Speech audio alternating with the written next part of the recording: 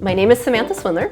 I'm a reporter at the Oregonian, and I have this weird niche where I like to use my reporting skills to help reunite people with lost jewelry.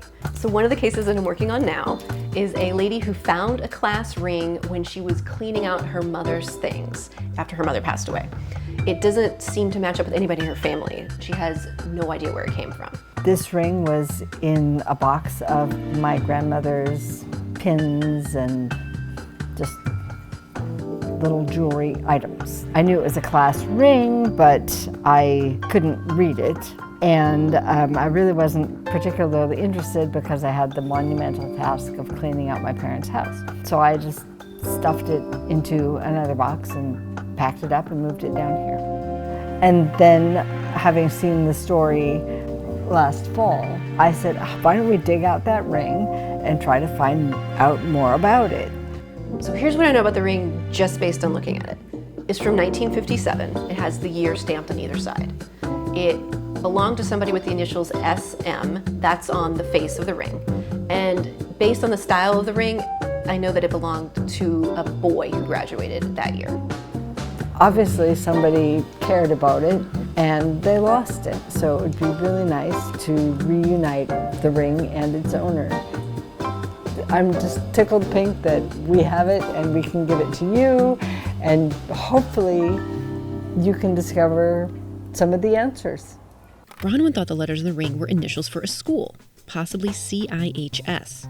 I was pretty sure it was a single word, born in the middle, that read citrus. But I had no idea what the logo was on the front of the ring. Maybe an airplane or a jet? There are dozens of citrus-named schools, all unsurprisingly in Florida and California. I started with California and the list of schools on the State Department of Education website.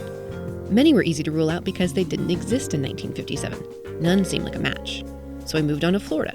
I found a promising Citrus High School in Inverness, Florida, founded in 1911. They had an aerospace program. Could that be the source of the logo?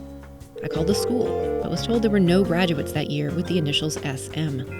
I went back to the California Department of Education, and this time read the disclaimer. While the list contained some closed schools, perhaps I missed one.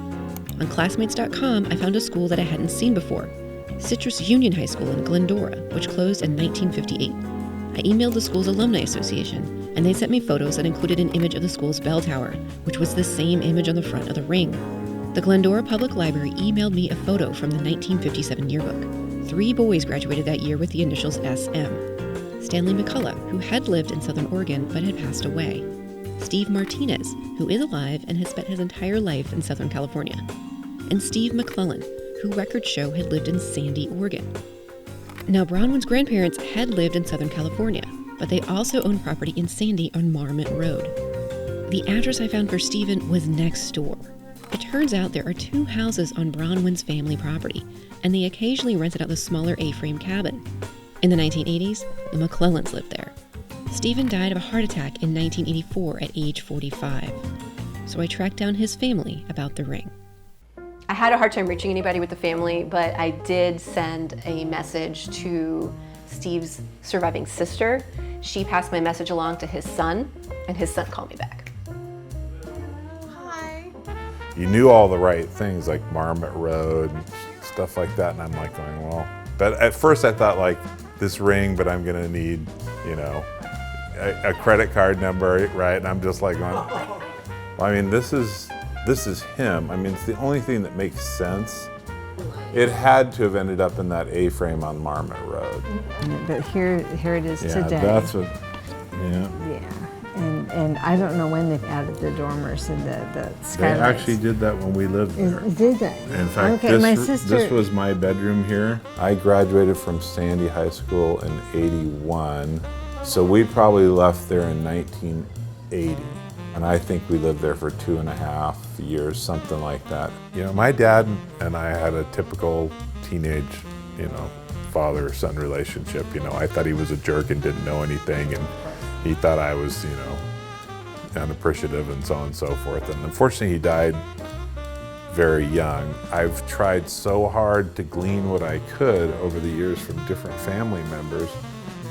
I've learned bits and pieces about my dad from various relatives and my dad's ex-wife, my mom, over the years, but there's just a lot of things that he just didn't want to talk about for his own reasons.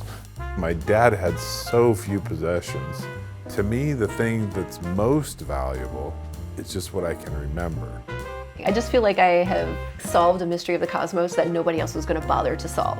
And it's fun when you can solve something that a lot of people are probably not going to spend this much time on.